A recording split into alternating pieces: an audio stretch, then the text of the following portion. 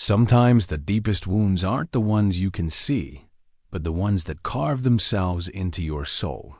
For 3 long winters, Astrid had convinced herself that solitude was safer than hope, that healing others was enough to fill the empty spaces her husband's death had left behind. In the harsh fjords of 9th century Norway, she lived alone in her small hut, shunned by the village that blamed her for bringing bad luck. Then a massive Viking warrior washed ashore, bloodied and broken from battle. Bjorn Thorsson was unlike any man she had ever encountered. As she nursed him back to health, something stirred in her heart that she thought had died forever. When he looked into her eyes and vowed that by winter's end she would carry his child, Astrid faced an impossible choice. Could a woman who had lost everything dare to believe in love again? Before we jump back in, tell us where you're tuning in from, and if this story touches you, make sure you're subscribed, because tomorrow I've saved something extra special for you. The morning mist clung to the fjord like the memories Astrid could never quite shake. She stood at the edge of her small stone hut, breathing in the salt-tinged air that carried both promise and peril across the dark waters. 3 winters had passed since Magnus fell through the ice, and still the village whispered that his death was her fault. A healer who couldn't save her own husband. What good was she to anyone? Her weathered hands traced the leather pouch in her waist, feeling the familiar shapes of dried herbs and roots within. Willow bark for pain, yarrow for wounds, chamomile for restless sleep, each plant a small weapon against suffering. This pouch had been her grandmother's, and her grandmother's before that, passed down through generations of women who understood that healing was both gift and burden. The village of Ragnhild lay a half-day's walk through the pine forest, but it might as well have been across the sea for all the welcome she found there. After Magnus died, the whispers began. Some said she had cursed him with her foreign ways. Her grandmother had come from the southern lands, bringing strange herbs and stranger customs. Others claimed she had let him die to be free of marriage bonds. None of them understood the truth, that she would have traded her own life for his without hesitation.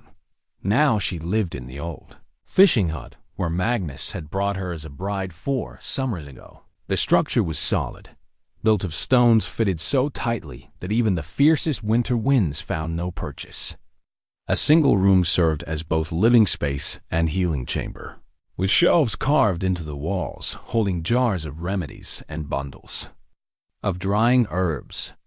The stone hearth dominated one wall, its smoke hole carefully crafted to draw cleanly even in the worst weather. Outside, her garden flourished despite the harsh climate. She had coaxed life from this rocky soil through patience and knowledge passed down through generations.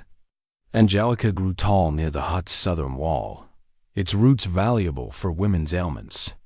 Wild thyme carpeted the spaces between larger plants, its purple flowers attracting the bees that gave her honey for wounds. Even now, in the growing autumn chill, the garden held treasures that would sustain her through the dark months ahead. The sound of waves against stone drew her attention back to the shoreline. The tide was turning, and with it came the debris of the wider world, driftwood for her fire, seaweed for her garden, and sometimes stranger gifts from the sea's vast realm. She had learned to read the patterns of current and wind, to know when the waves might bring something useful to her door. This morning, however, the sea had brought something she had never expected. The man lay sprawled among the kelp and sea foam, his massive frame making the rounded stones of the beach seem small as pebbles. Even unconscious and battered, he radiated a power that made her breath catch in her throat. He was easily the largest man she had ever seen, with shoulders broad, enough to bear the weight of the world and arms thick as tree trunks. His hair, dark as a raven's wing, was matted with salt and blood, and his skin bore the bronze of countless days under foreign suns.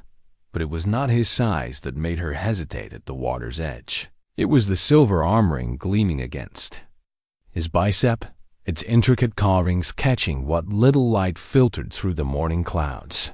She knew such craftsmanship. The interwoven serpents and runes spoke of wealth, status, and most dangerously, of Viking raiders who sailed these waters like wolves hunting sheep. Blood seeped from a gash along his ribs, and another wound marked his thigh, where something sharp had found its mark. His breathing was shallow but steady, and when she knelt beside him, she could see the flutter of life in the pulse at his throat. Whatever battle had claimed him, death had not won the final victory. Her healer's instincts warred with her survivors. Caution. This man was clearly a warrior, possibly even a raider who had brought terror to coastal villages like her own. The sensible choice would be to leave him for the tide to reclaim, to pretend she had never seen him at all. But as she studied his battered face, she saw something that gave her pause, even in unconsciousness. Pain etched lines around his eyes, and his lips moved slightly as if caught in some troubled dream. There was vulnerability beneath all that, masculine power, a quality she recognized because she carried it herself. This was a man who had known loss, who understood what it meant to be cast adrift by forces beyond his control. Her grandmother's voice echoed in her memory. The sea gives and the sea takes. Child, when it brings a life to your shore, you have a choice to make. Turn away, and the weight of that choice will follow you into the next world. But reach out your hand, and you might just save more than a single soul. Decision made, Astrid knelt in the cold sand and pressed her hands to his chest. He was burning with fever despite the chill morning air, and when she examined his wounds more closely, she could see the early signs of infection setting in. Whatever had happened to him, he had been in the water for some time before washing. Ashore. Well then, stranger, she murmured, already calculating what would be needed to move him. Let's see if we can keep you in this world a little longer. It took considerable effort and no small amount of ingenuity to get him into her hut. She fashioned a crude sled from driftwood and rope, then used a system of levers to shift his considerable weight onto the makeshift transport. By the time she had him settled on her sleeping furs near the hearth, both of them were drenched in sweat despite the autumn chill. She built up the fire and set water to boil, then began the careful work of cleaning his wounds. The cut on his ribs was deep but clean, likely from a blade rather than the jagged tear of an axe. The thigh wound worried her more. It showed signs of festering, and she could smell the sour taint of corruption setting in as she worked. She found herself studying his face in the firelight. His features were strong and well-formed, with a straight nose that had clearly been broken at least once and a jaw that spoke of stubborn determination. Scars marked his skin here and there, the collected evidence of a life lived in violence, but they did nothing to diminish the essential masculinity that radiated from him even in sleep.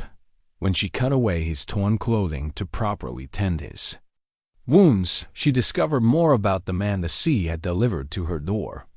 His body was a map of old battles, marked with scars that told stories of survival against impossible odds. But it was also magnificently built, with muscle and sinew that spoke of years spent wielding weapons and climbing ship rigging. This was not just any warrior. This was someone who had risen to prominence through skill and strength. The silver arm ring drew her attention again as she worked. The craftsmanship was exquisite, far beyond what most raiders could afford. The serpents carved into its surface seemed to writhe in the flickering firelight, and the runes between them were in the old tongue her grandmother had taught her. She traced one with her finger, feeling the smooth silver warm beneath her touch. "Thorsson," she whispered, recognizing the patronymic carved there. "Son of Thor." As if her words had reached him across the barrier of unconsciousness, the man stirred. His eyes opened slowly, revealing irises the color of winter ice, pale blue-gray like the fjord on a cloudy morning. For a moment they were unfocused, lost in whatever realm had held him. But then they found her face and sharpened with awareness. "You're safe," she said quickly, seeing the tension that entered his frame as consciousness returned. "I found you on the shore. You're badly hurt, but you'll live if you don't do anything foolish." He tried to speak, but only a croak emerged from his throat. She reached for a cup of water flavored with honey and healing herbs, supporting his head as he drank. The simple act of touching him sent an unexpected warmth through her fingers, a sensation she hadn't felt since Magnus died. "Easy," she murmured as he tried to sit up. "You've lost blood, and your wounds are trying to heal. Rest now, and we'll see what tomorrow brings." His eyes found hers again, and this time she saw a clarity there that made her breath catch. When he spoke, his voice was rough but strong, carrying an accent that marked him as coming from the northern reaches where the most feared Viking clans made their homes. "You are Astrid," he said, and it was not a question. The certainty in his voice sent a chill down her spine. "How do you know my name?" A slight smile touched his lips, transforming his stern features into something almost gentle. "The gods have their ways of speaking to those who listen. I have been dreaming of you for many moons, woman with healing hands and a wounded heart." Before she could respond to this strange proclamation, he reached up with his uninjured hand and touched her cheek with a tenderness that made her heart race. His fingers were calloused from weapon work, but infinitely gentle as they traced the line of her jaw. "I am Bjorn Thorsson," he said, his pale eyes never leaving hers. "And before the first snow falls, you will carry my child." Astrid jerked back as if his touch had burned her, her heart hammering against her ribs like a caged bird. The casual certainty in his voice, the way he spoke of carrying his child as if it were already written in stone, sent waves of confusion and something dangerously close to longing through her chest. "You're fevering," she said quickly, reaching for a cool cloth. Men say all manner of strange things when the sickness takes hold of their minds. But even as she spoke the words, she knew they weren't true. His eyes held no trace of delirium, no fog of fever dreams.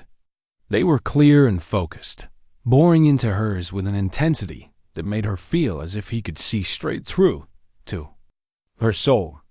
Bjorn's hand fell back to his chest, but his gaze never wavered. "I have never been more clear in my thoughts, little healer.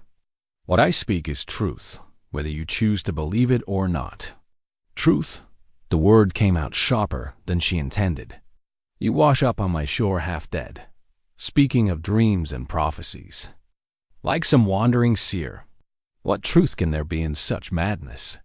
Something shifted in his expression, a softening that made him look younger despite the weathered lines around his eyes. "Perhaps it seems like madness to you, but I have sailed from the northern reaches to the lands beyond the Great Sea, and I have learned that some truths cannot be explained by reason alone." She busied herself with tending his wounds, using the familiar routine to calm her racing thoughts.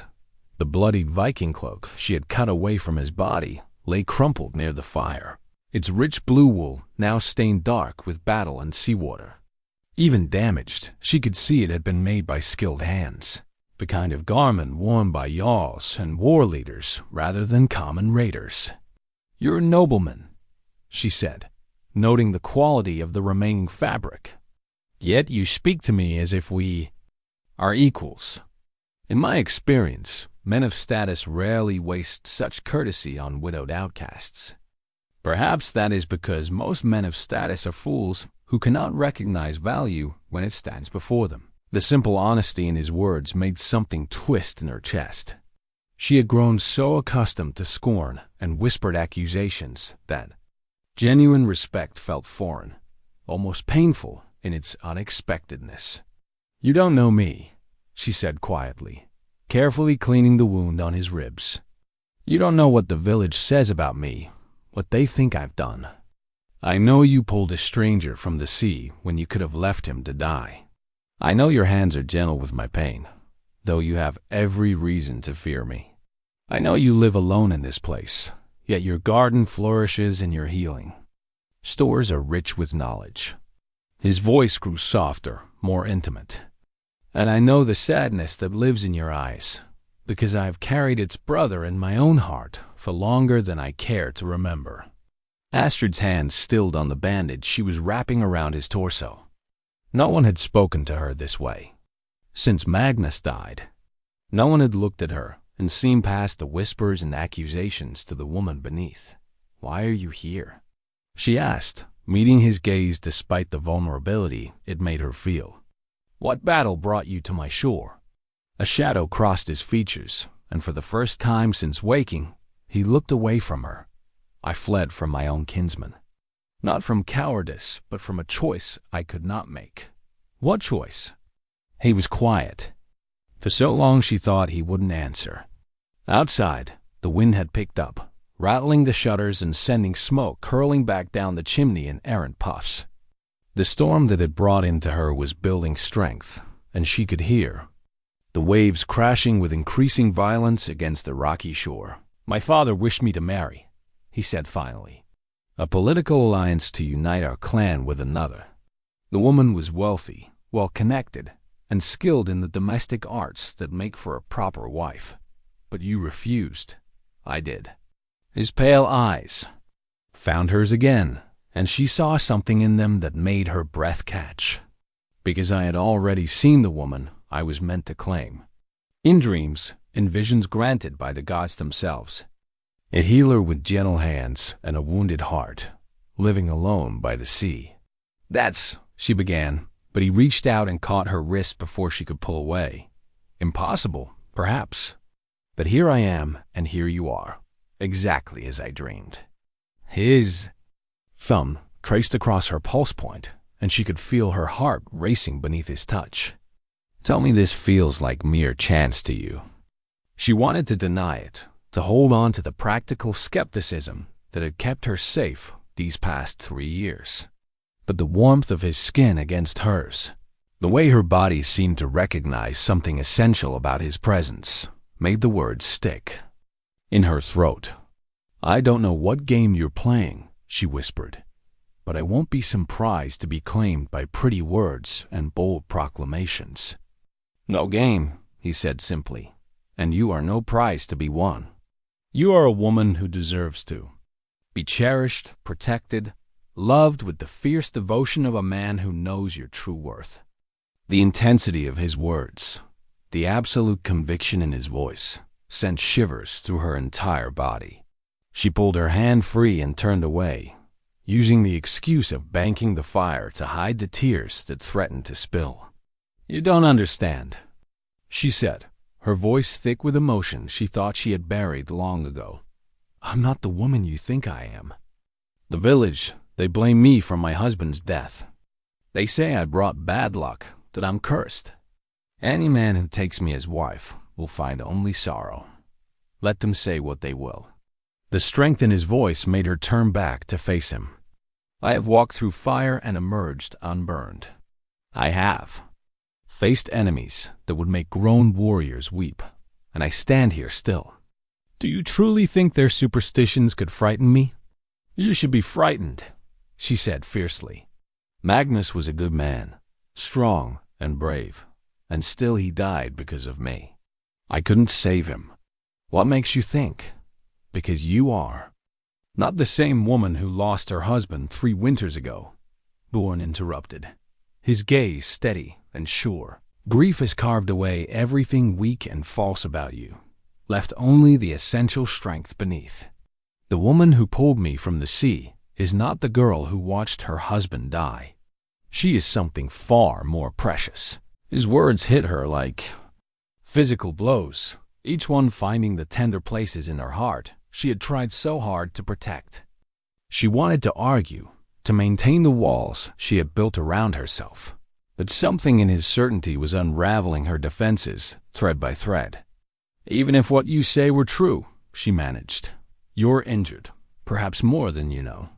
In a few days, when your strength returns, you'll sail away to whatever life awaits you.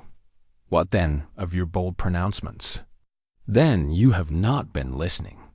He struggled to sit up despite her protests, his pale eyes blazing with determination. "I said you would carry my child by winter's end. That is not the promise of a man planning to sail away." The absolute conviction in his voice sent heat flooding through her entire body. She could see the truth of it in his eyes, the unshakable certainty that he intended to stay, to claim her, to make good on every impossible word he had spoken. "And if I refuse?" she asked, though her voice had lost its edge of skepticism. A slow smile spread across his features, transforming his stern, warrior's face into something that made her heart flutter like a girl's. "Then I will have to convince you otherwise. And I should warn you, Astrid of the Healing Hands, I have never been a man who accepts defeat easily." 3 days passed in a carefully maintained dance of proximity and distance. Astrid threw herself into the familiar routines of healing, checking Bjorn's wounds with clinical detachment while studiously ignoring the way his eyes followed her every movement. She changed his bandages with the same methodical precision she had used on countless other patients. Yet her hands trembled whenever they brushed against his skin. During the day, she could almost convince herself that his bold declaration had been fever talk after all. She gathered late-season herbs from her garden, prepared tinctures and salves for the coming winter, and maintained the quiet rhythm of life that had sustained her through the dark months since Magnus died. But at night, when the fire burned low and shadow danced across the walls, his words echoed in her mind like an incantation. "By winter's end, you will carry my child." The certainty in his voice haunted her dreams, mixing with memories she thought she had buried. Sometimes she woke with her heart racing, unsure whether the warmth in her chest came from fear or longing. Bjorn, for his part, seemed content to let her maintain her careful distance. He was a model patient during her ministrations, neither complaining about pain nor attempting to push beyond the boundaries she had set. But she could feel his awareness of her like a physical presence, the weight of his attention both thrilling and terrifying. On the morning of the 4th day, she found him attempting to sit up on his own, testing the strength of muscles that had been too damaged to bear his weight. "You're healing quickly," she said, setting down the tray of bread and honey she had brought for his breakfast. "Faster than should be possible. My grandmother always said I was too stubborn to die easily." He accepted the food gratefully, but his eyes remained fixed on her face. She had other things to say about me as well, most of them less flattering. Despite herself, Astrid found her lips curving into something close to a smile, such as, "That I would find my greatest battle. Not on any field of war, but in winning the heart of a woman who had forgotten how to trust." His expression grew thoughtful. She said I would know her by the sadness in her eyes and the strength in her hands. The casual way he wove her into his family stories made something flutter in her chest. "Your grandmother sounds like a wise woman." She was. She also warned me that this woman would be as fierce as a shield maiden when her heart was threatened, and twice as difficult to convince. His pale eyes crinkled at the corners. I am beginning to understand what she meant. Astrid busied herself with straightening supplies that didn't need straightening, using the mundane task to avoid his penetrating gaze. "Perhaps your grandmother simply understood that some wounds take longer to heal than others. And perhaps she understood that some healing can only happen when two damaged souls find their way to each other." The gentleness in his voice undid her carefully maintained composure. She turned away, but not quickly enough to hide the tears that had gathered in her eyes. "You don't understand," she said, her voice barely above a whisper.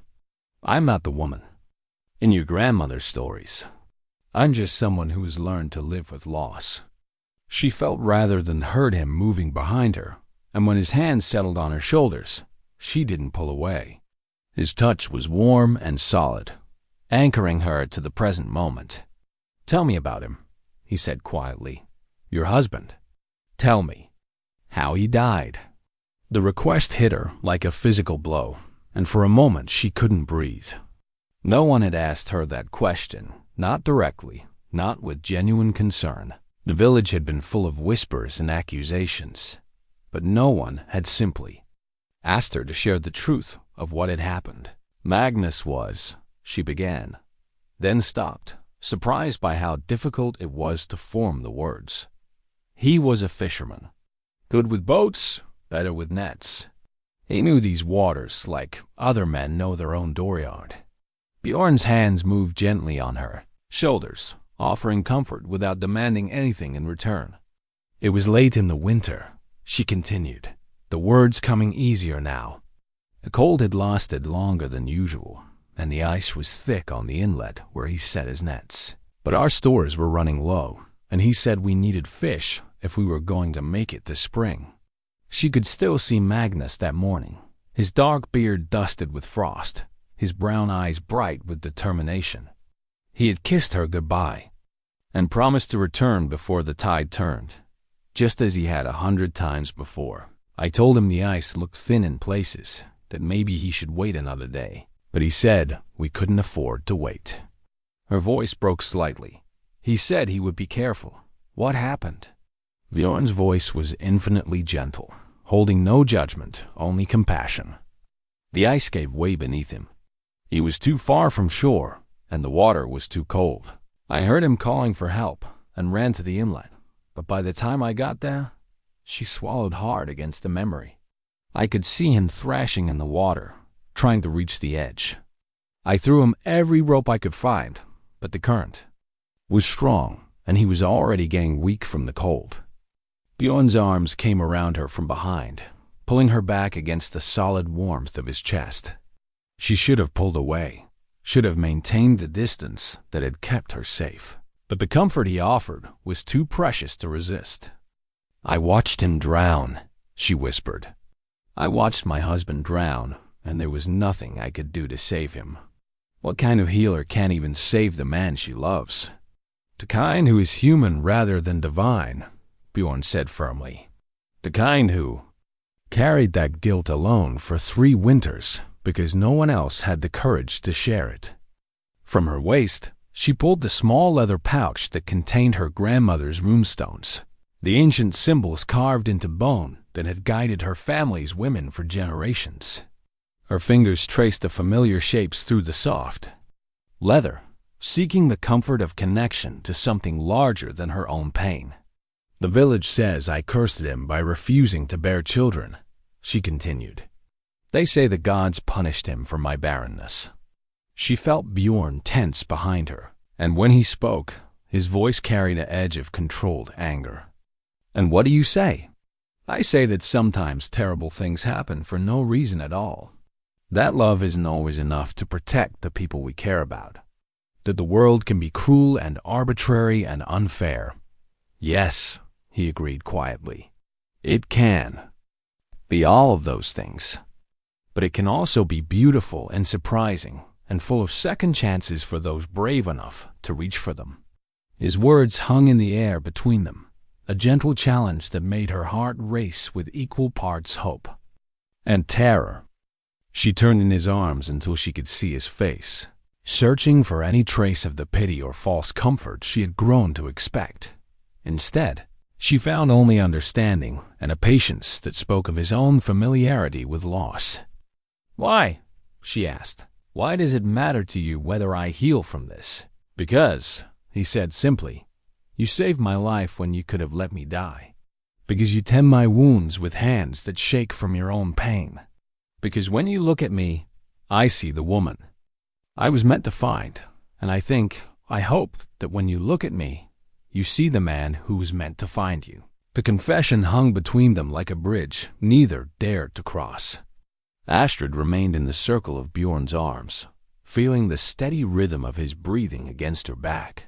And for the first time in 3 years, she allowed herself to consider what it might mean to trust someone with the tender places of her heart. Tell me about your losses, she said quietly, surprising herself with the request. If you would have me believe we are kindred spirits, let me know what sorrows have shaped you. Bjorn was quiet for a long moment, his chin resting gently on the top of her head. When he spoke, his voice carried the weight of old griefs carefully borne. I had a brother once, twin-born, though you would never have known it to look at us. Where I was large and loud, Erikr was quick and clever. Where I solved problems with strength, he used wit. Our father used to say we were two halves of the same warrior. Astrid felt the subtle tension that entered his frame and knew she was about to hear something precious and painful. We were 17 when the fever took him. It swept through our settlement like wildfire, claiming the young and old alike. I sat by his bedside for 7 days, watching him waste away, helpless to do anything but hold his hand and promise him I would live enough life for both of us. The parallel to her own helplessness with Magnus was not lost on her, and she found herself turning in his arms until she could see his face. The pain there was old, but still raw, the kind of wound that never fully heals. "Is that why you sail and raid?" she asked. "To live for both of you?" "Perhaps. Or perhaps I do it because sitting still means remembering that he isn't there to argue with my foolish plans." A rueful smile touched his lips. He would have had something to say about this journey, about fleeing an arranged marriage to chase dreams and prophecies. What would he have said? That I was an idiot for taking so long to find you. The simple honesty of his words sent warmth flooding through her chest.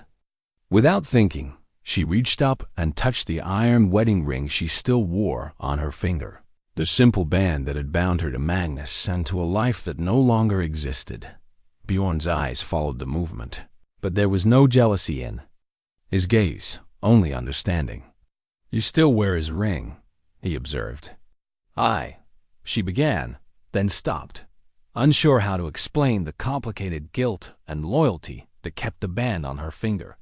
"I suppose I haven't been ready to let go." "There is no shame in honoring the love you shared," Bjorn said gently. "A man would be a fool to ask you to forget what came before, to pretend that your heart was empty until he arrived to fill it." His acceptance of her past, of the love she still carried for her dead husband, undid something tight and protective in her chest. She had expected jealousy, demands that she choose between memory and possibility. Instead, he offered her the rarest of gifts, permission to grieve and heal at her own pace. "When I was a girl," she said softly, "my grandmother told me that the heart was like a garden. She said that love planted in good soil would bloom again and again, even after the hardest winters.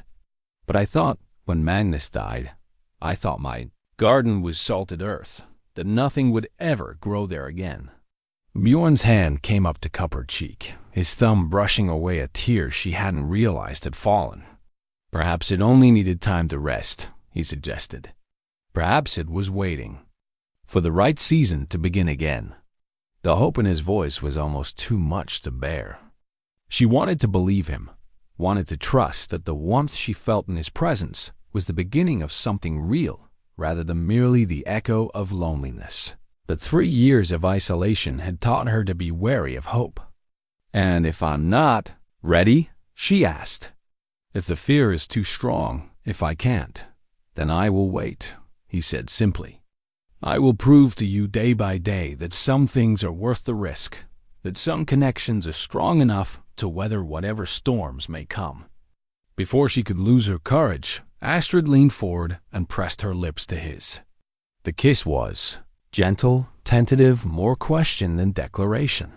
But when Bjorn responded with careful tenderness, when his arms tightened around her with protective rather than possessive strength, she felt something long frozen begin to thaw in her chest. When they broke apart, she rested her forehead against his, breathing in the salt and leather scent of him. "I don't know how to do this," she whispered. "I don't know how to be anything other than alone." "Then we will learn together," he murmured against her lips. "And we will take as much time as you need." The next morning brought their first test of resolve. Astrid woke to the sound of voices outside her hut, rough male laughter that made her blood run cold. She had been living in isolation so long that any unexpected visitors felt like a threat. Bjorn was already awake and alert, his warrior's instincts honed by years of danger. Despite his injuries, he moved with fluid grace as he reached for the eating knife that lay on the table, the only weapon within reach. "Stay behind me," he said quietly, and something in his voice made it clear this was not a request. Astrid peered through the small window beside her door and felt her heart sink. 3 men stood in her garden, their clothing and bearing marking them as Viking raiders. They were examining her herb beds with the casual interest of men evaluating plunder.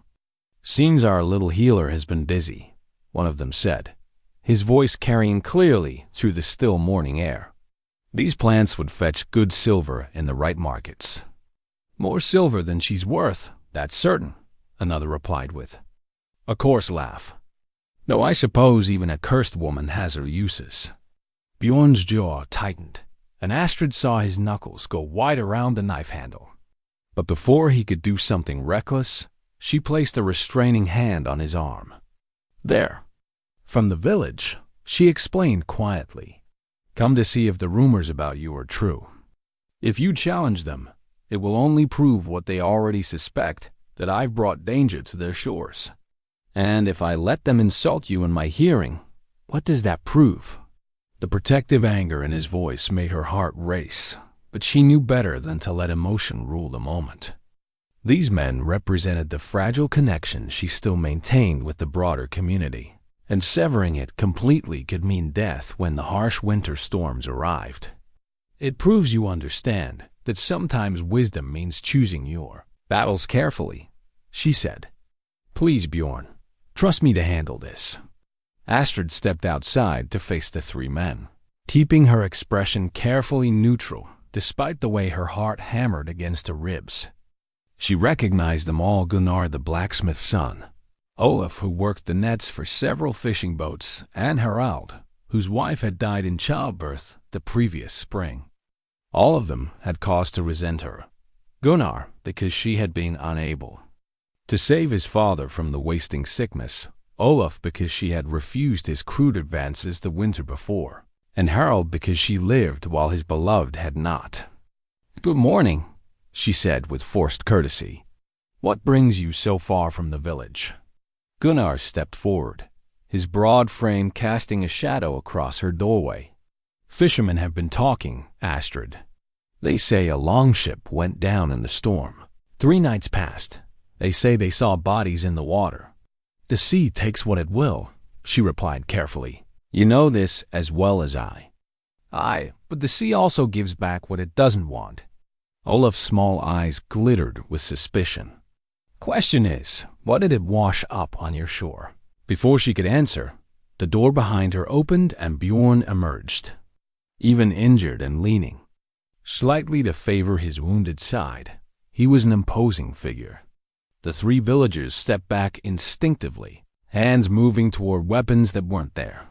Bjorn said nothing, merely positioned himself at Astrid's shoulder in a gesture that was both protective and claiming.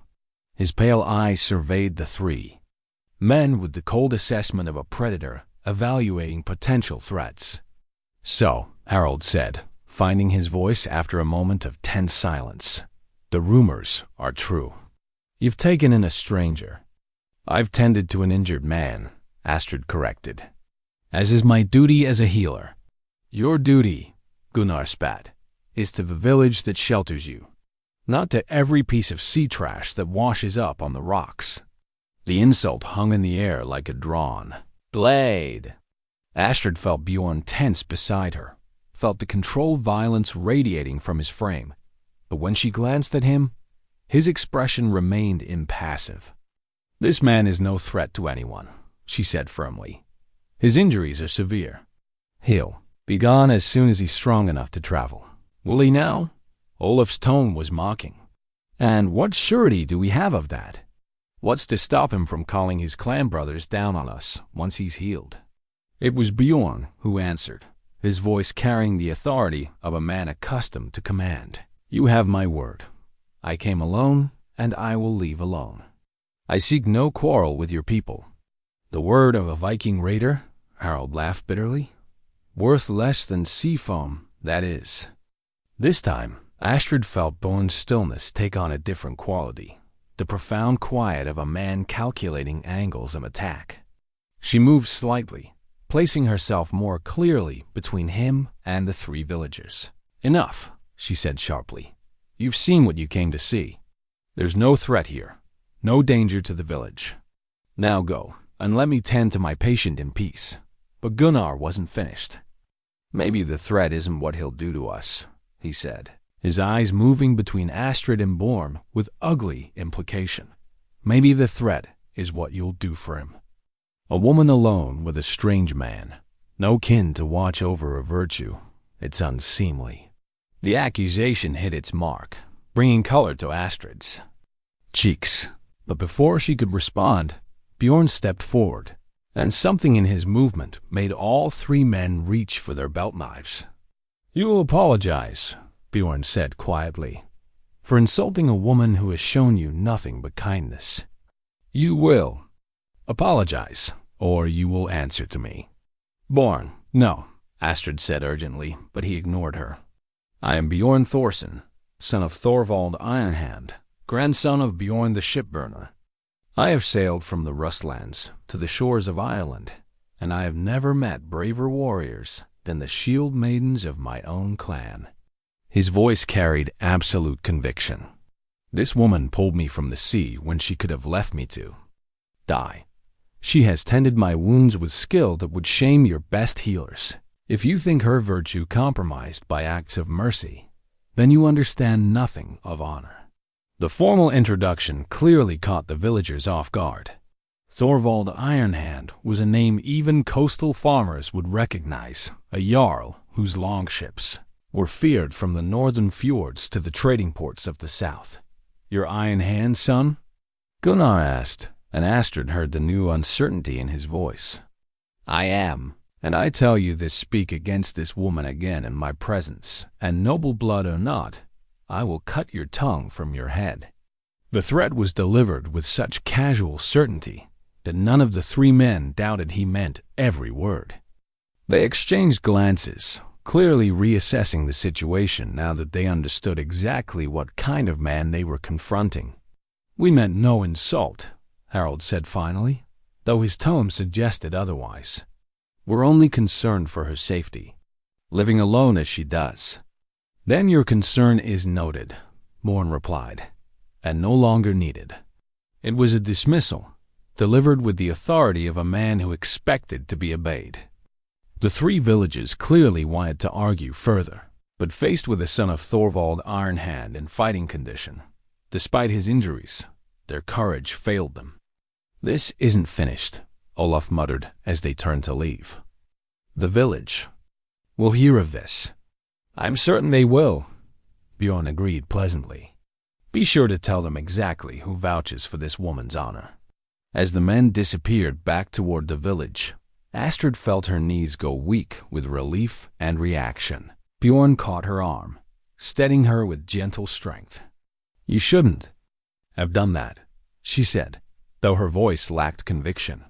Done what? Defended your reputation against men who have no right to question it? Revealed who you are. Now they'll know you're valuable, worth ransoming. They'll think twice before insulting you again, he interrupted firmly. And that is worth any risk. Inside the hut, Astrid busied herself with unnecessary tasks, trying to process what had just happened.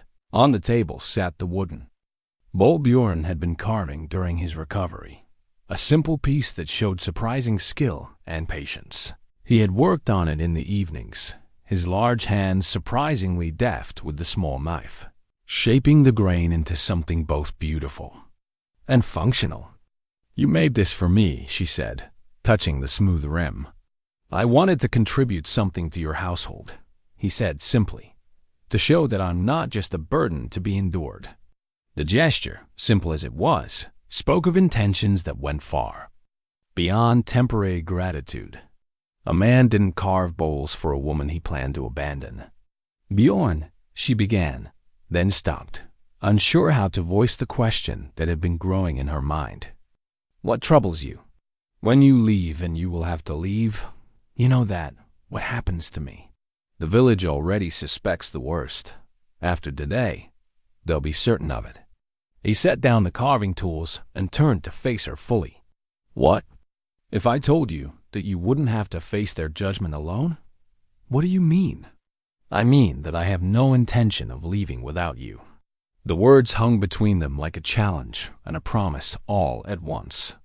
Astrid stared at Bjorn, searching his face for any sign that he spoke carelessly, but found only the same steady certainty that had marked all his declarations since waking on her shore. "You can't mean that," she said finally. "You have a life, responsibilities, your father, your clan. My father has other sons to carry on his legacy. My clan has other warriors to swing their swords." Bjorn moved closer, his intense gaze never wavering from her face. "But I have only one chance to claim the woman I was meant to find. And if I refuse to come with you, what then? Then I stay here. I build a life in this place, prove to your village that I am worthy of their respect and your trust." The absoluteness of his statement made her breath catch. She had grown so accustomed to being alone, to making decisions that affected only herself, that the idea of someone else reshaping their entire existence around her felt almost incomprehensible. "You don't understand what you're offering," she said desperately. "This isn't some grand adventure or romantic tale. This is a hard life, isolated and difficult. The winters here can last 6 months, and the villagers, they'll never fully accept. An outsider, no matter what name you carry, then will weather their suspicion together." He reached for her hands, enfolding them in his much larger ones. "Astrid, I spent my life seeking something I couldn't name. Gold, glory, the approval of men who measure worth in scars and conquered enemies. None of it filled the emptiness inside me. But these past days, watching you work in your garden, seeing the care you take with injured creatures, sharing the quiet of your evenings, this feels like the life I was meant to live." Before she could respond, a wave of dizziness swept over her, so sudden and intense that she had to grip his arms to keep from falling.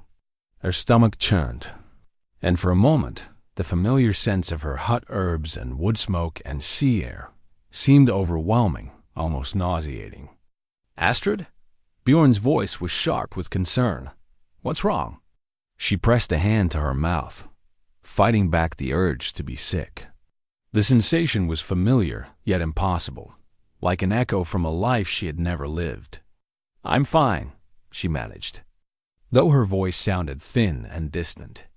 "Just tired, I think. Too much excitement for one morning." But even as she spoke, her healer's mind was cataloging symptoms with growing amazement.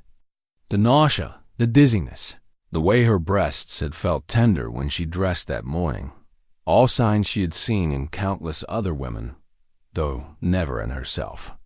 "Sit," Bjorn commanded, guiding her to the bench near the hearth. "You're pale as sea foam." As she settled onto the warm wood, another memory surfaced the night 3 weeks ago when she had woken from vivid dreams of a dark-haired stranger, her body flushed with unfamiliar heat. She had attributed it to loneliness, to the natural needs of a woman denied companionship for too long.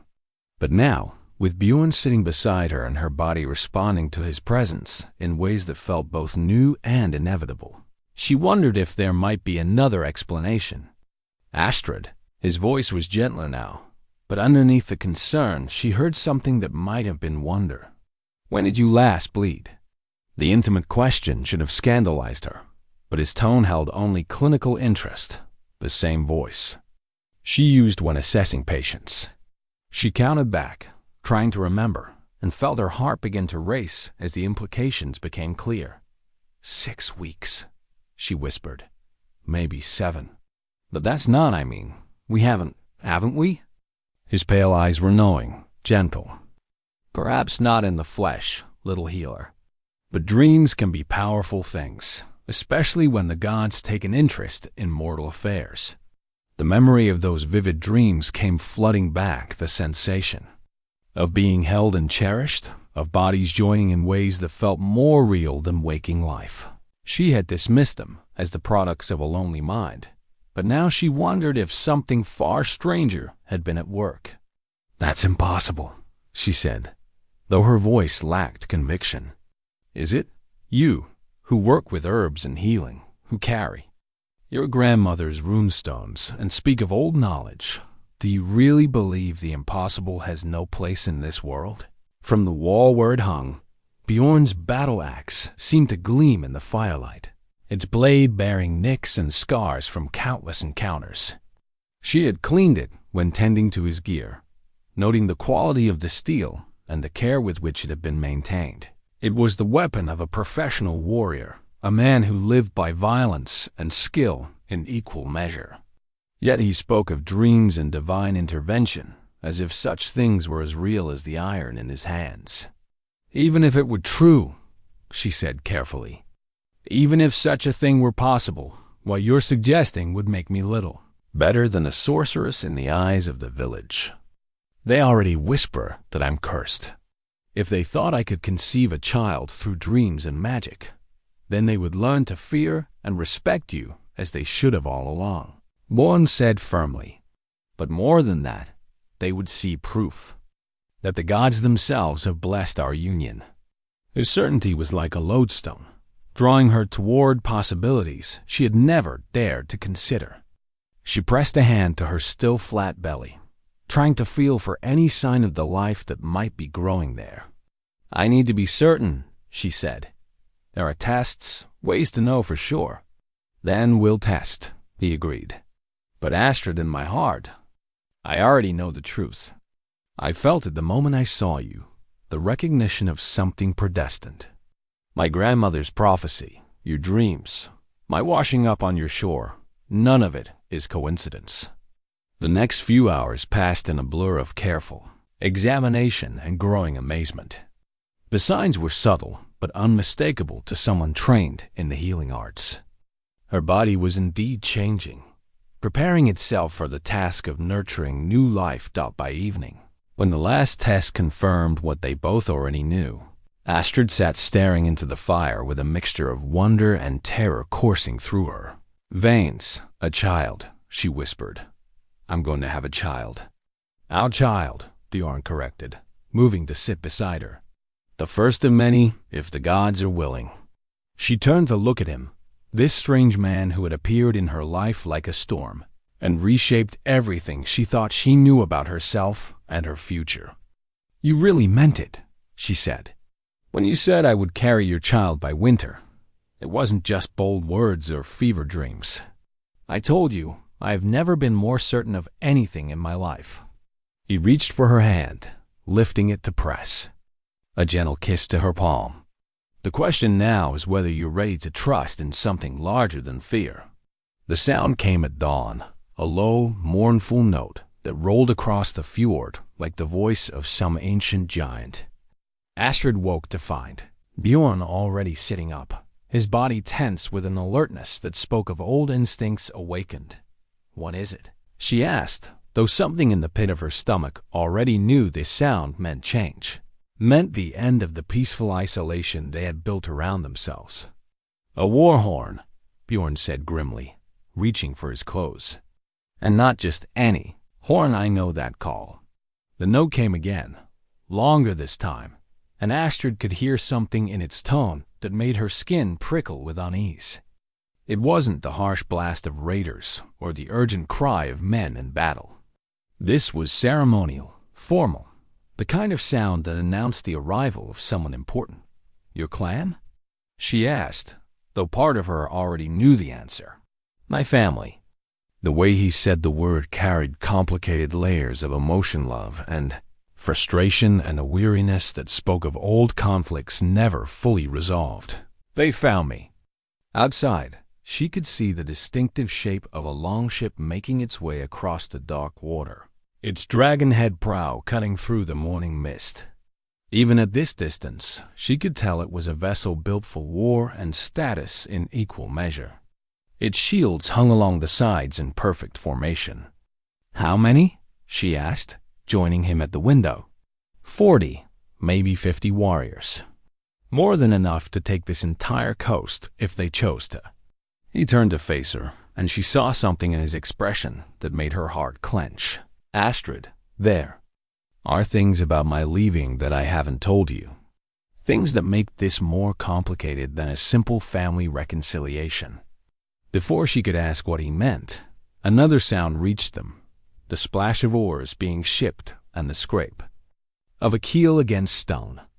The long ship had reached her little beach, and already she could see figures disembarking, their mail glinting in the pale morning light. "Tell me," she said urgently. "Whatever it is, I need to know before they reach the door." Bjorn ran a hand through his dark hair, and for the first time since she had known him, he looked uncertain.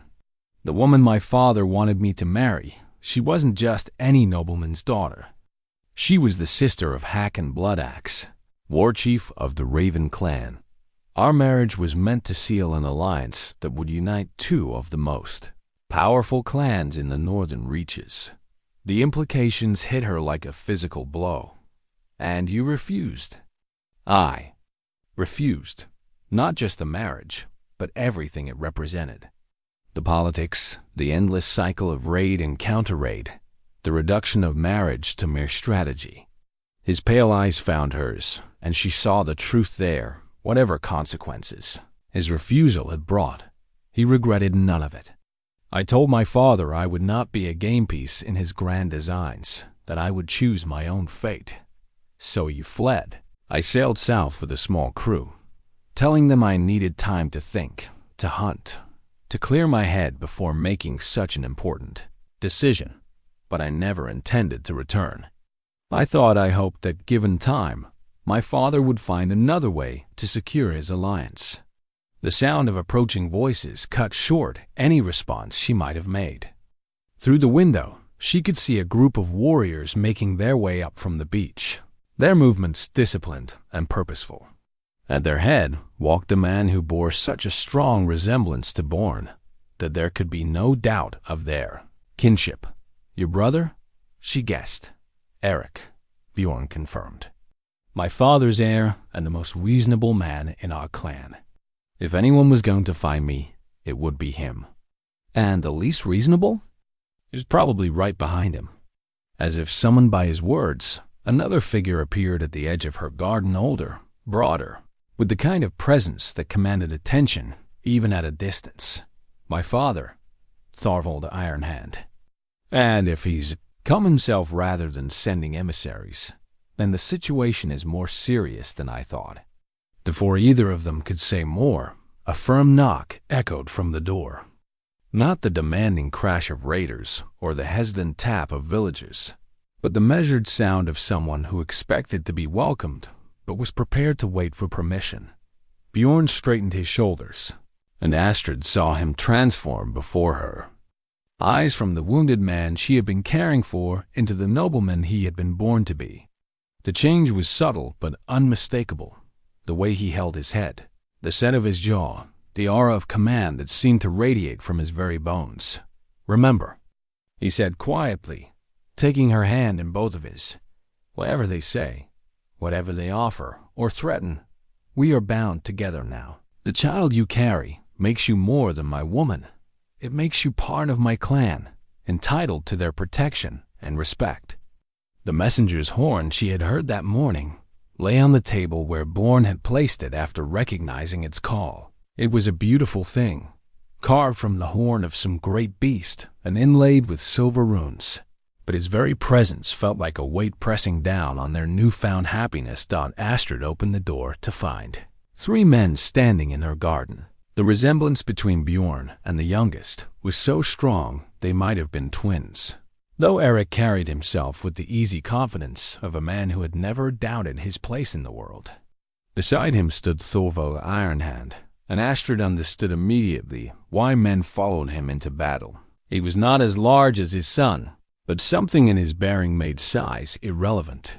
This was a man who commanded through force of will rather than mere physical strength.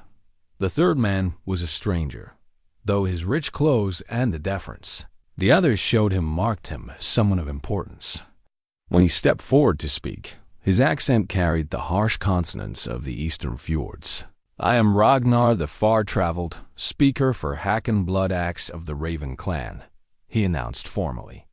"I bring greetings from my lord to Bjorn Thorsson and an invitation to end this misunderstanding." Misunderstanding? Bjorn's voice was carefully neutral, but Astrid could feel the tension radiating from him. "The matter of your betrothal to my lord's sister," Ragnar continued smoothly. "Hacken understands that young men sometimes need time to sow their wild oats before settling into the miles responsibilities of marriage. He bears no ill will for your delay." The casual dismissal of her as a wild oat made Astrid's cheeks burn. But before she could speak, Thorvald stepped forward. "Enough diplomacy," the older man said bluntly. "Bjorn, you've had your adventure. Now it's time to come home and fulfill your obligations. The Raven clan grows impatient, and I grow tired of making excuses for your absence, father." Bjorn's greeting was respectful but cool. "Eric, I wondered when you would find me." "It wasn't difficult," Eric said with a slight smile.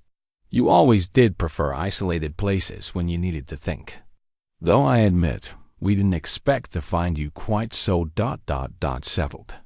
His gaze moved to Astrid with curious rather than hostile interest, and she found herself grateful for his more measured approach.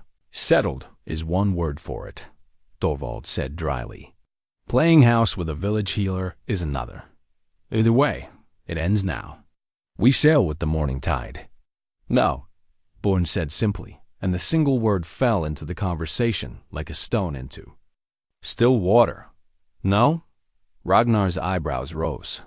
"Perhaps you don't understand the consequences of refusing Hack Blood Axe a second time. He has been more than patient, and I am grateful for his patience," Bjorn interrupted. "But my answer remains the same. I will not marry his sister." "Then you will dishonor both our clans," Thorvald said angrily. "You will break an alliance that took years to negotiate, and for what? Some passing fancy for a woman who carries my child," Bjorn said clearly. And the words hit the assembled men like thundrbolts. The silence that followed was so complete that Astrid could hear the waves lapping against the shore below. Ragnar's face cycled through disbelief, calculation, and something that might have been panic. Eric looked thoughtful, while Thorvald's expression was unreadable. "Your child?" Ragnar said finally. "But that's when did you? How long have you been here?" "Long enough," Bjorn replied. "And if you're thinking to question the timing, I would suggest you reconsider.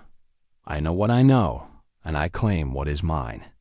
"This changes things," Eric said quietly, and something in his tone suggested he was not entirely displeased by this development.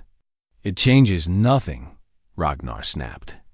"A bastard child by some hedge witch doesn't override a formal betrothal."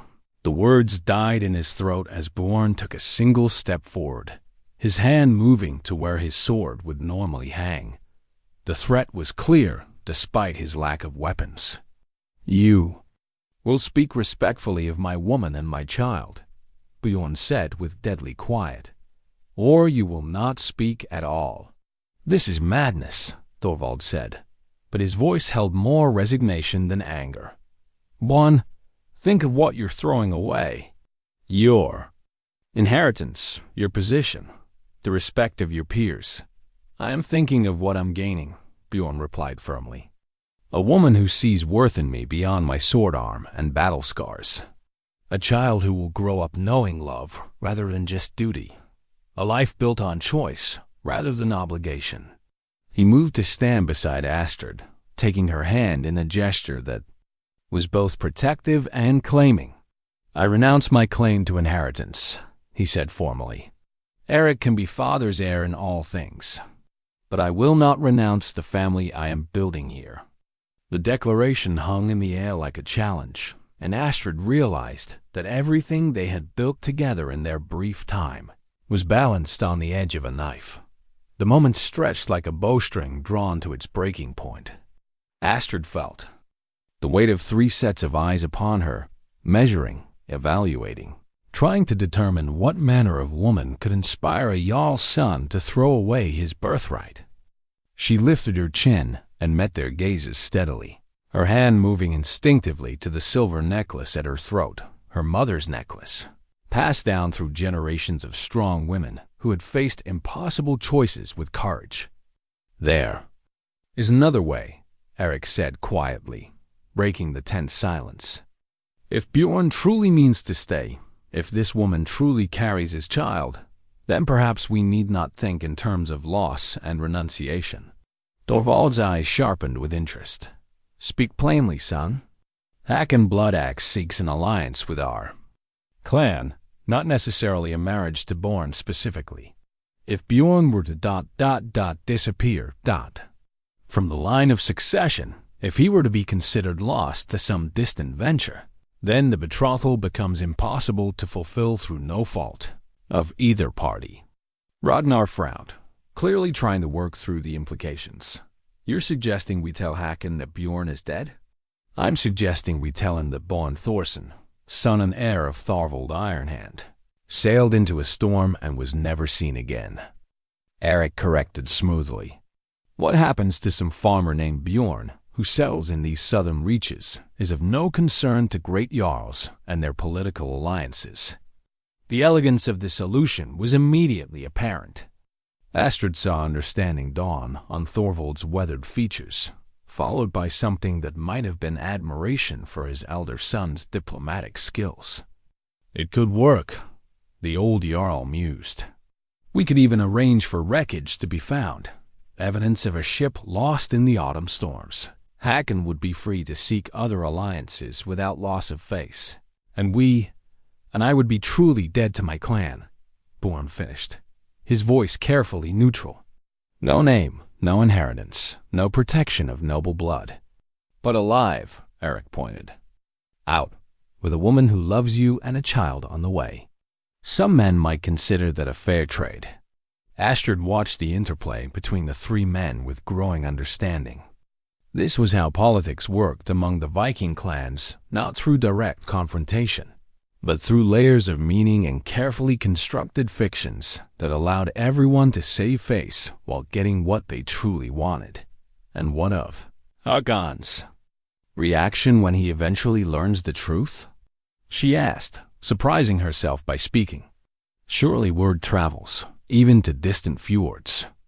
If he discovers this deception, then it becomes a matter between him and a farmer named Bjorn," Ragnar said slowly, and she could see him warming to the idea. "My lord is many things, but he is not a man to waste warriors hunting down peasants who have given him no offense. Assuming," Thorvald added pointedly, "that this farmer gives him no reason to take offense. No raiding, no use of the family name, no claims to lands or titles that might draw unwanted attention." Bjorn was quiet for a long moment, staring out toward the fjord where his family's longship rode at anchor. When he spoke, his voice carried the weight of a man making a choice that would echo through the rest of his life. "I would need guarantees," he said finally. "Protection for Astrid and our child if something happens to me. Assurance that they would not be left defenseless if old enemies discover who I really am." "You would have my word," Thorvald said seriously. "Whatever our differences, you are still my son. Your family would be my family, entitled to whatever aid I could provide without compromising the fiction we're creating. And more than that," Eric added, "there are ways to ensure protection without revealing connections. Gold sent through intermediaries, weapons and supplies that find their way to useful places, information about potential threats that arrives in time to matter." Astrid felt a flutter of hope in her chest, but also a deep sadness for what Bjorn would be giving up.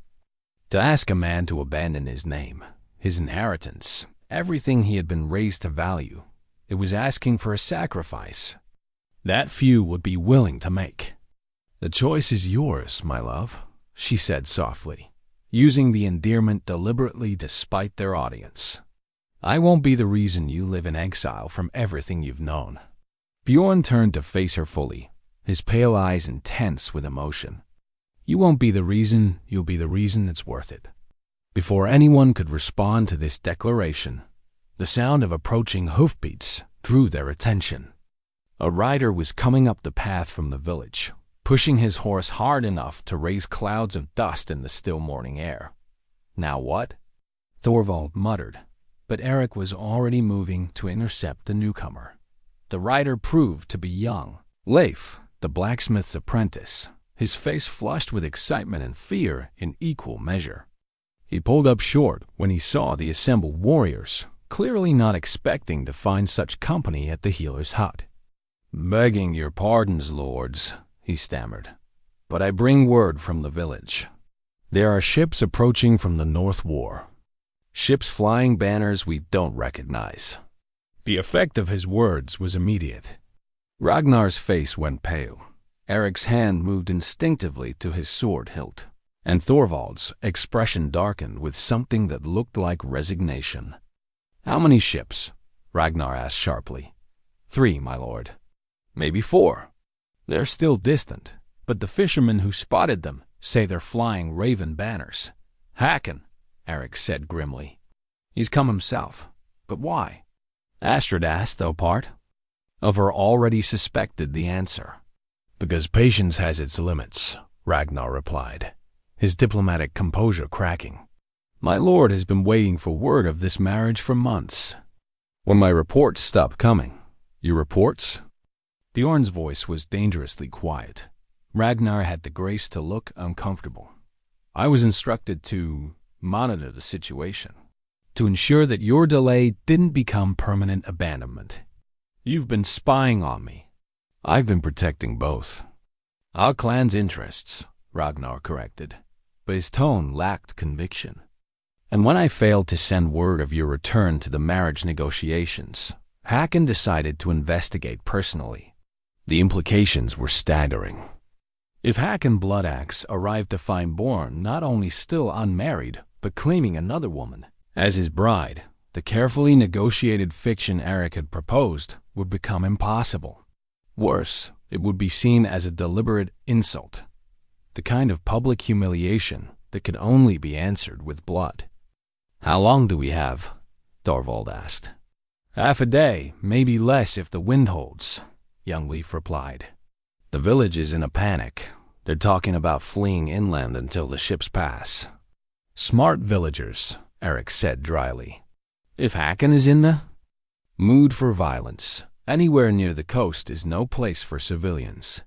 Astrid felt a chill that had nothing to do with the morning air.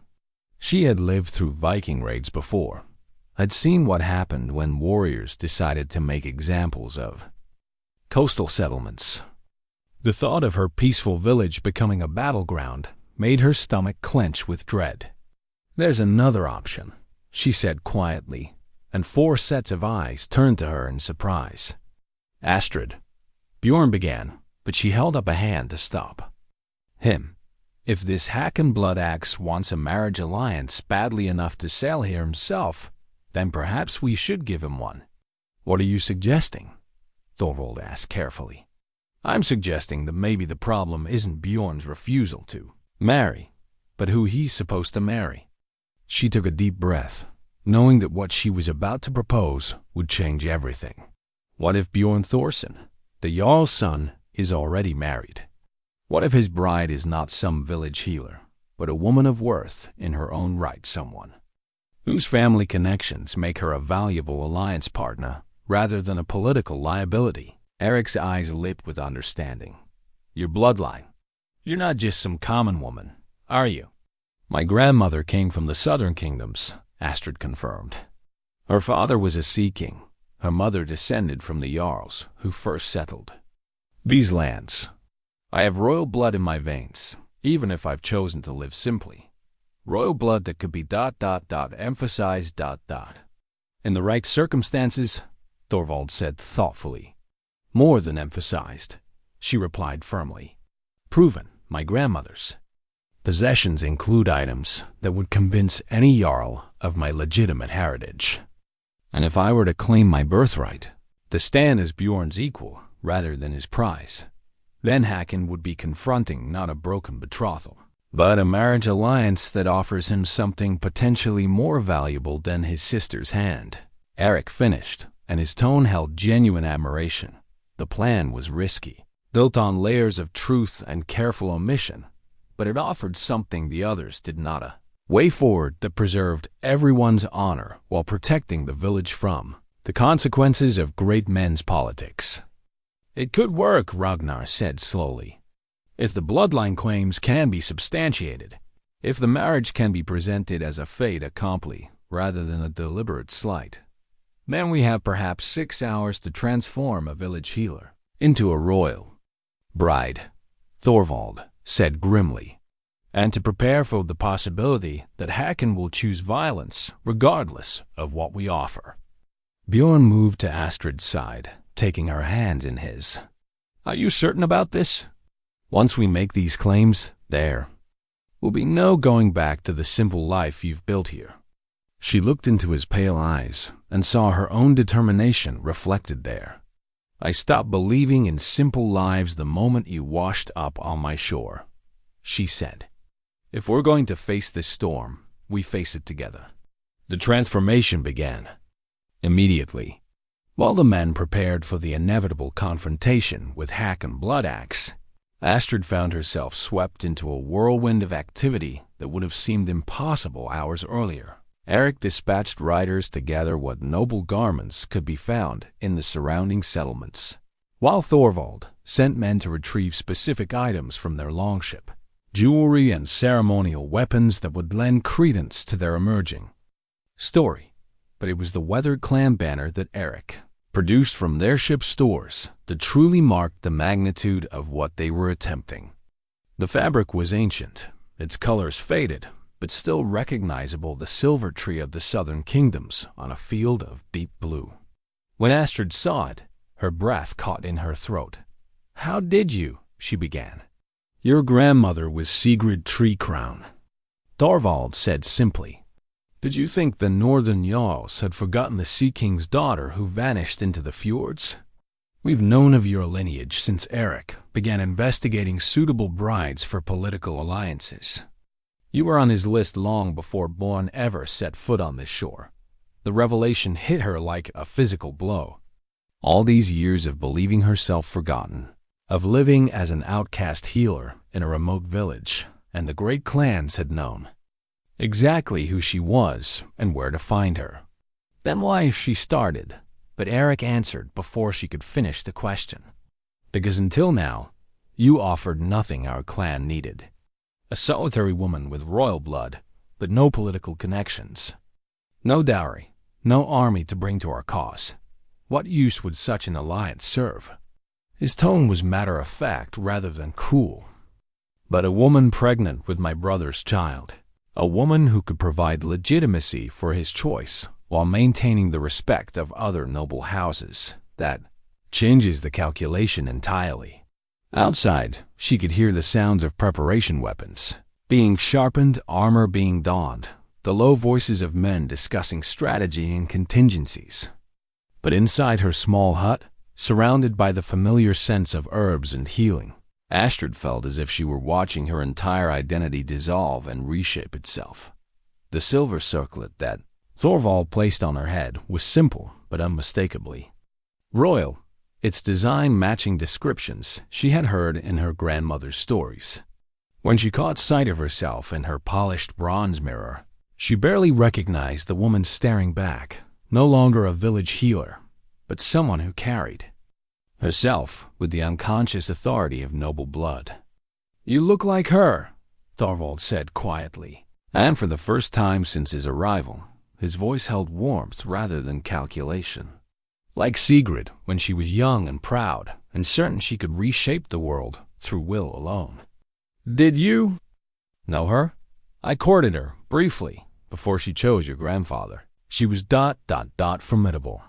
Beautiful, yes, but more than that, she had a quality that made men want to follow her into battle or into bed with equal enthusiasm. The casual way he spoke of her grandmother's allure made Astrid flush, but also gave her insight into the woman whose blood ran in her veins.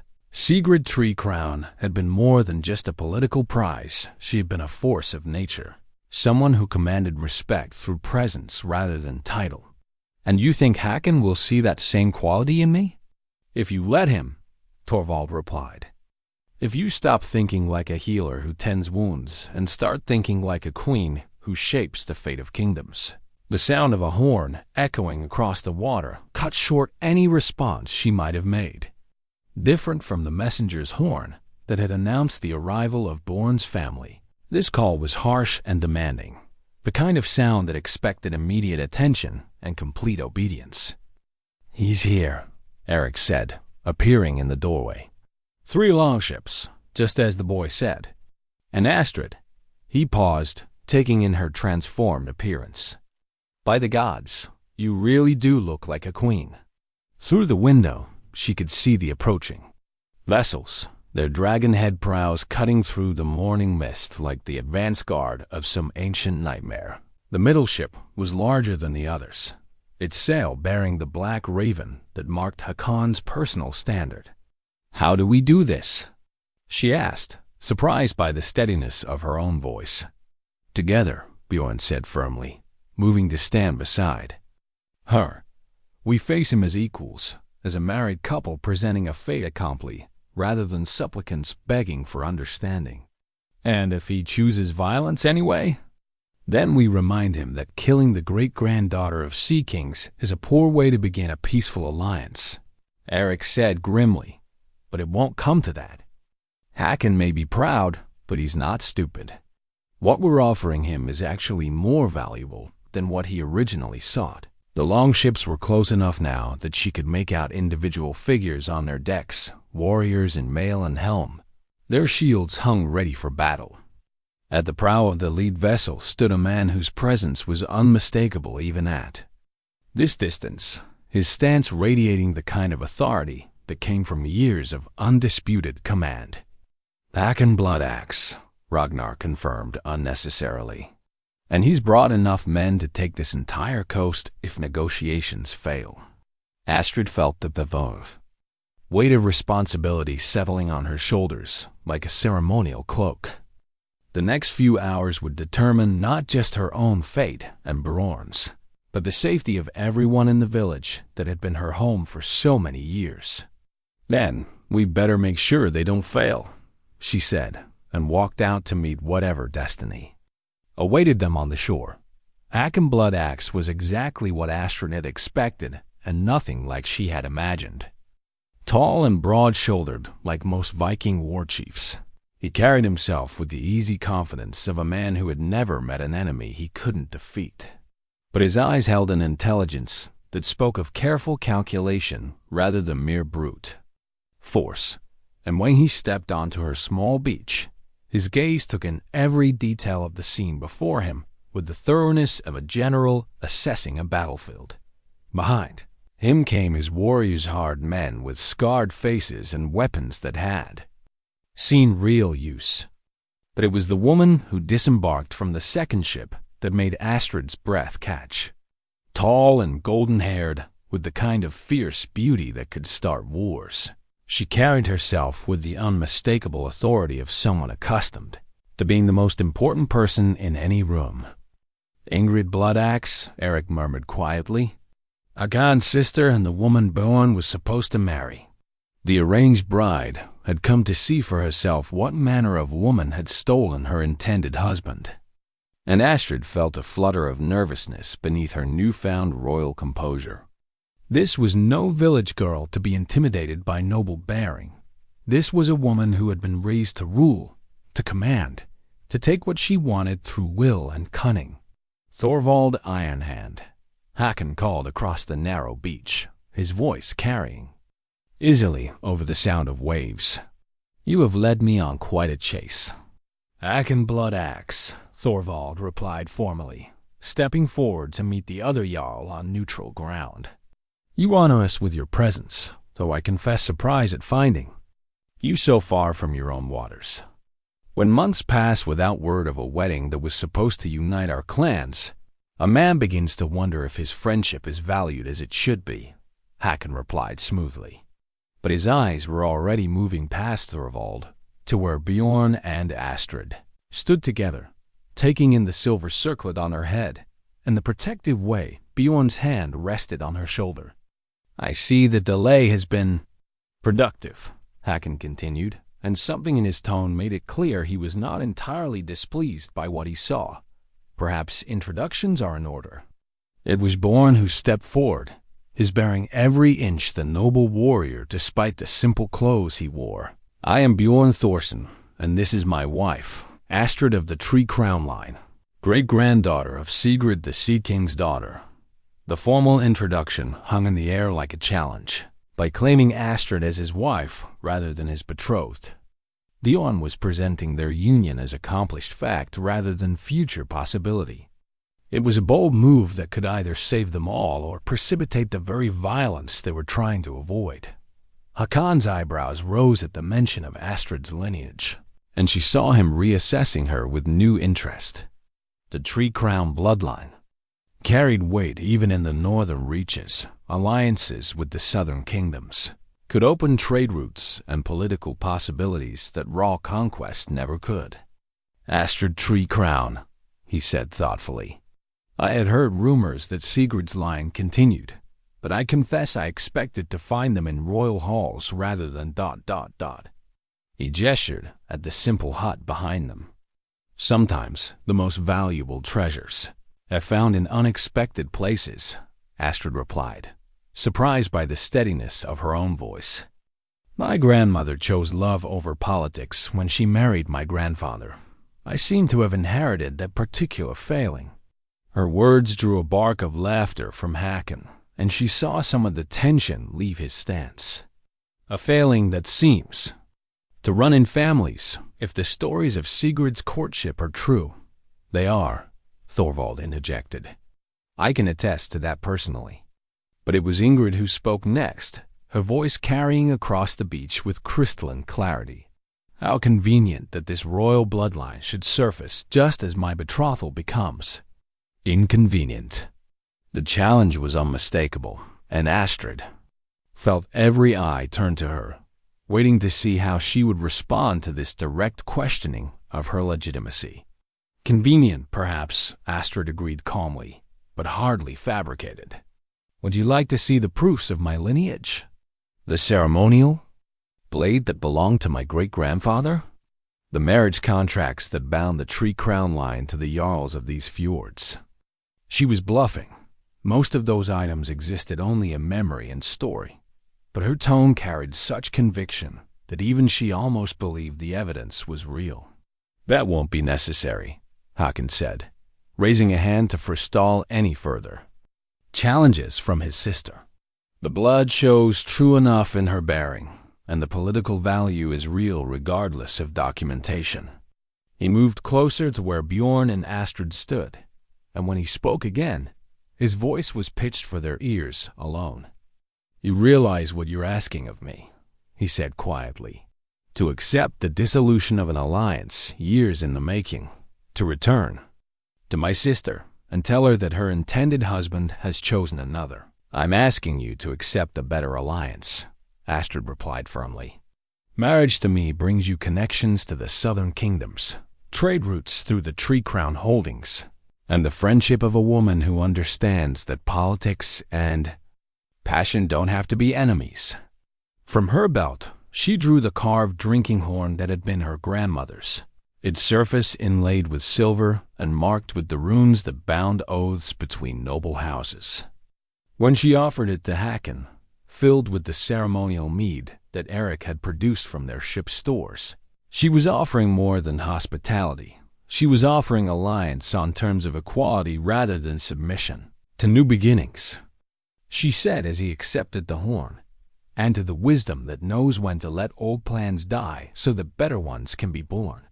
Hakon drank deeply, then passed the horn to Bjorn, who drank and offered it to his father. As the ceremonial vessel made its way around the circle of nobles, Astrid felt the weight of ancient ritual settling over them all, binding them to whatever. Agreements emerged from this moment. When the horn came back to her, she raised it high for all to see before draining the last of the mead. "It is done," she declared, and in the silence that followed, she heard the sound of her old life finally ending and her new one beginning. Winter came early that year, with the first snow falling just as Astrid felt the first strong movements of the child growing within her. She stood at the window of their new home, larger than her old hut, but still modest by noble standards, watching the fat flakes drift down across the fjord, and marveled at how completely her life had changed. In the span of a single season, the negotiations with Håkon had lasted 3 days, but in the end, pragmatism had won over wounded pride.